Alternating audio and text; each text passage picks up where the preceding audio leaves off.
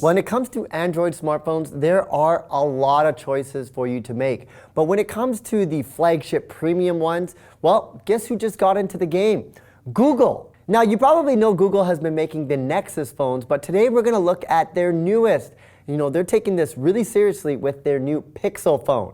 And I have in my hand the Pixel, and Sherry has? I have the Pixel XL. Well, just by looking at it, you can tell the big difference is the size. The Pixel is coming in at 5 inches on the screen. And the XL is at 5.5 inches. Between the Pixel and the Pixel XL, there's a lot, and I mean a lot, going under the hood. And they're very similar. They both have 4 gigs of RAM, Snapdragon 821 processor, and they're both either the 32 gigabytes or the 128 gigabytes option. There's no SD card, so that's all you get. And also, I mean, the cameras in these phones are just fantastic. Arguably the best in class and even better than the iPhones in some cases.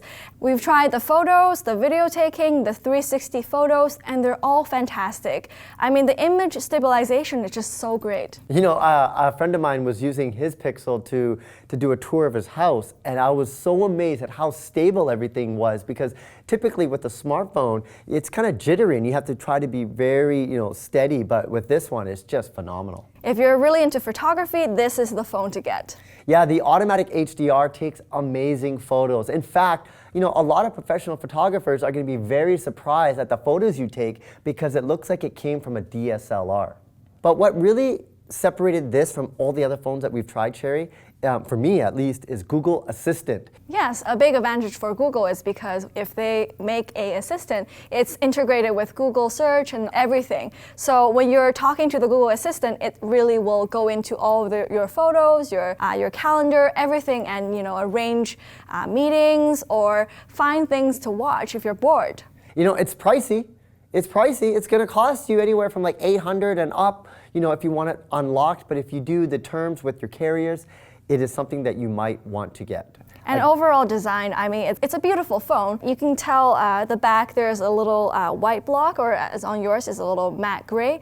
The fingerprint sensor isn't, I would say, the best place. So when you're sliding your finger over it, you can get lost.